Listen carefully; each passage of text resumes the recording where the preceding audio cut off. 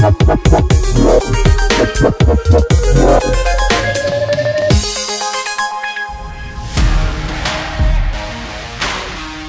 2024 adalah tahunnya sepak bola Eropa. Pesta sepak bola 4 tahunan Euro akan dihelat tahun ini di Jerman.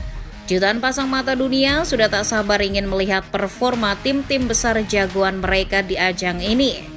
Namun tunggu dulu, yang lebih menarik dinanti dari itu semua adalah gebrakan dari tim kejutan yang selalu mewarnai perjalanan Euro. Jangan remehkan perjuangan tim kejutan di ajang ini. Bahkan ada loh yang sampai jadi juara. Euro 1992 dihelat di Swedia, namun ajang ini hanya diikuti oleh 8 tim saja. Kelolosan Denmark saat itu banyak disorot sebelum ajang ini dimulai. Pasalnya, keikutsertaannya di Euro 1992 ini hanyalah rejeki nomplok.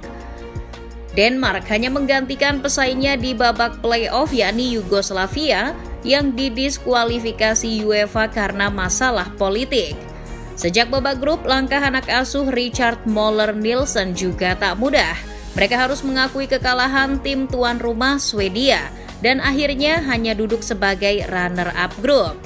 Namun ketika masuk semifinal melawan Belanda, mereka justru mampu membuat kejutan. The Orange asuhan Rinus Michel yang diperkuat pemain seperti Van Basten maupun Ruud Gullit kewalahan menghadapi semangat teamwork dari Brian Laudrup dan kawan-kawan. Sampai akhirnya The Orange harus menyerah lewat babak adu penalti. Ketika berhasil masuk final, boro-boro mereka mikirin juara. Mereka hanya larut dalam pencapaian tersebut. Mereka masuk final saja sudah bangga. Toh lawan yang akan mereka hadapi di final terbilang berat yakni Jerman Barat. Denmark tak diunggulkan di laga tersebut. Mereka nothing tulus. Namun keajaiban pun datang di bulan Juni 1992. Tampil sebagai underdog secara mengejutkan, penampilan Spartan Denmark kembali muncul. Mereka di luar dugaan mengalahkan Jerman Barat 2-0 tanpa balas. Meski kemenangan tersebut dicibir banyak pihak karena permainan back pass ke kiper yang dilakukan Denmark, namun tetap Denmark sudah mencatatkan sejarah yang tak terlupakan sebagai juara Eropa. Euro 1996 yang dihelat di Inggris juga jadi panggung bagi tim kejutan. Bukan lagi Denmark melainkan Ceko. Keikutsertaan Republik Ceko sebagai sebuah negara di Euro 1996 adalah untuk kali pertama.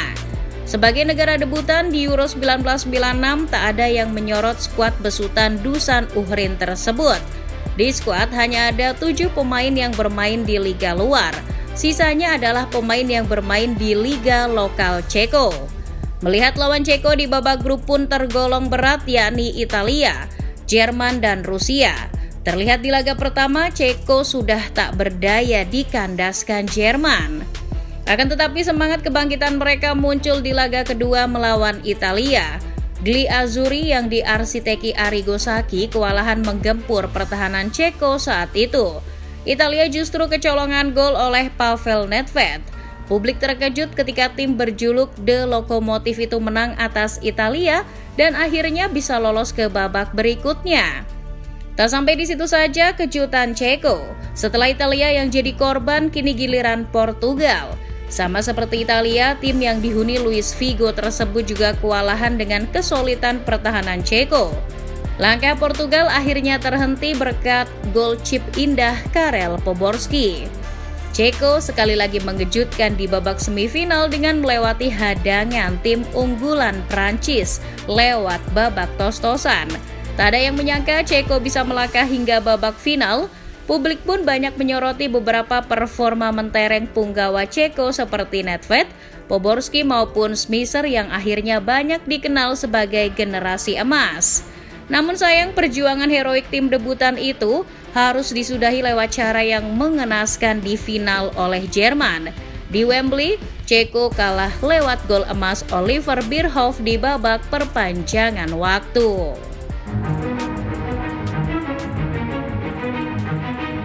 Kejutan berlanjut di Euro 2004 yang dihelat di Portugal. Kali ini tim kejutannya adalah Yunani. Yunani saat itu bukanlah tim yang terpandang di ajang ini, materi timnya pun ala kadarnya. Tak ada bintang yang menonjol, pelatihnya pun hanya pelatih kawakan Otto Rehhagel. Di babak grup musuh mereka juga berat, yakni Portugal, Spanyol, dan Rusia. Namun sejak awal laga, tim berjuluk etnik itu sudah mampu mengejutkan dengan mengalahkan tuan rumah Portugal yang dihuni CR7 dan kawan-kawan. Kemenangan tersebut diraih dengan permainan yang mengandalkan kekompakan tim dan pemanfaatan bola mati. Ketika mencapai babak knockout, permainan khas Yunani tersebut masih konsisten diterapkan. Juara Euro 2000 Prancis kini jadi korbannya. Tim ayam jantan kalah tipis oleh sundulan Angelos Charisteas di perempat final. Lalu generasi emas Ceko di babak semifinal juga takluk lewat skema bola mati dari corner. Benar-benar gak nyangka Yunani bisa sampai final. Mereka ditunggu tuan rumah Portugal lagi di final. Sebagai tuan rumah dan aroma balas dendam, banyak pihak yang menjagokan Portugal di laga ini. Namun bola itu bundar. Dengan kegigihan dan teamwork yang solid, Yunani untuk kedua kalinya mampu menumbangkan sang tuan rumah. Lagi-lagi lewat skema bola mati, corner Yunani mampu ciptakan gol. Iya, kisah Cinderella pun akhirnya terjadi. Sang underdog Yunani jadi juara Eropa. Euro 2008 adalah gelaran Euro pertama kali yang dihelat di dua negara sekaligus, yakni Austria dan Swiss.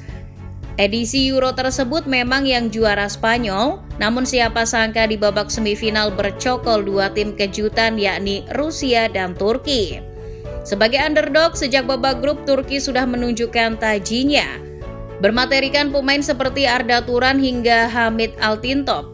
Mereka tampil Spartan dengan serangan-serangan sporadis. Tuan rumah Swiss dan tim unggulan Ceko mereka tumbangkan di fase grup. Kejutan yang dihadirkan tim asuhan Fatih Terim tak berhenti sampai di situ. Timnya Luka Modric Kroasia berhasil mereka tumbangkan lewat perjuangan tanpa lelah hingga babak tos-tosan. Lalu di babak semifinal sebenarnya Turki bisa mengimbangi Jerman hingga menit akhir laga. Namun sayang, gol di menit 90 dari Philipp Lahm akhirnya menghentikan langkah mereka. Langkah kejutan Turki tersebut mirip dengan Rusia. Tim asuhan Gus Hiddink performanya sudah mengejutkan sejak di babak grup. Bermaterikan pemain dengan skill individu mumpuni seperti Andrei Arshavin maupun Roman Pavlyuchenko, Rusia mampu mengalahkan juara bertahan Yunani dan Swedia di babak grup. Yang sungguh di luar dugaan, performa skill individu yang konsisten dari anak asuh Gus Hiddink tersebut mampu menumbangkan tim unggulan Belanda asuhan Van Basten di perempat final. Ya, hasil itulah yang membuat tim ini banyak dibicarakan di media-media Eropa, terutama potensi para pemainnya seperti Arshavin maupun Pavlyuchenko yang akhirnya laris manis diburu klub top Eropa pasca ajang ini. Namun sayang, sama seperti Turki, langkah Rusia terhenti di semifinal ketika dikandaskan Spanyol. Di ajang Euro 2016 yang dihelat di Portugal, siapa yang menyangka tim seperti Wales mampu mengejutkan Eropa? Padahal tim ini juga baru debut di ajang ini. Materi pemainnya juga tak sementereng tim unggulan lainnya. Mungkin hanya ada Gareth Bale maupun Aaron Ramsey yang menonjol di skuad asuhan Chris Coleman ini. Bermain pragmatis dengan format 3-5-2 membuat mereka sulit dijebol. Chris Coleman dalam menciptakan peluang sering mengandalkan serangan balik. Justru dengan taktik tersebut, Wales di luar dugaan sukses lolos sebagai pemuncak grup di atas Inggris, Rusia, dan Slovakia. Target tim berjuluk The Dragons ini sebenarnya hanya lolos sampai fase knockout saja. Namun sebagai pelatih, Chris Coleman terus berupaya membawa Wales sejauh mungkin di ajang ini. Dengan sistem permainan yang konsisten sejak babak grup, Gareth Bale dan kawan-kawan di luar dugaan mampu melaju hingga babak semifinal. Mereka mengalahkan Irlandia Utara di 16 besar dan generasi emas Belgia di perempat final. Berkat pencapaian tersebut, Wales menjadi tim kedua di Britania Raya yang bisa lolos ke semifinal Euro setelah Inggris. Sayang, langkah The Dragons untuk bermimpi hingga partai puncak terhenti di semifinal oleh Portugal. Gol dari Nani dan CR7 menghentikan kejutan yang dibuat Wales di ajang ini.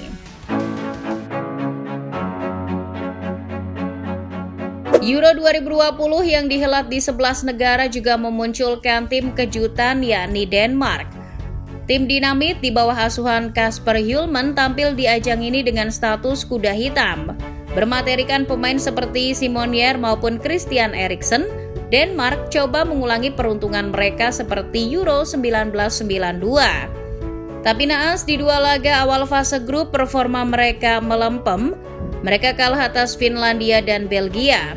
Beruntung di laga terakhir grup yang diwarnai peristiwa kolapsnya Eriksen, Denmark mampu melibas Rusia 4-1. Berkat hasil tersebut, Denmark akhirnya lolos ke babak berikutnya berkat selisih gol. Bangkit dan persembahkan yang terbaik bagi Eriksen, itulah yang terus ditanamkan pelatih Hjulmand kepada skuad tim dinamit di babak knockout. Semangat tersebut ditambah dengan permainan yang efektif dan efisien ala Hjulmand. Akhirnya, bisa membawa mereka ke semifinal. Wales dan Ceko mereka hentikan di babak 16 besar dan perempat final. Tak menyangka, selangkah lagi Denmark kembali masuk final seperti Euro 1992. Namun sayang, di semifinal mereka harus memendam nostalgia indah tersebut karena kandas oleh Inggris di babak perpanjangan waktu. Namun paling tidak, inilah semifinal kedua Denmark di Euro setelah penantian 28 tahun lamanya.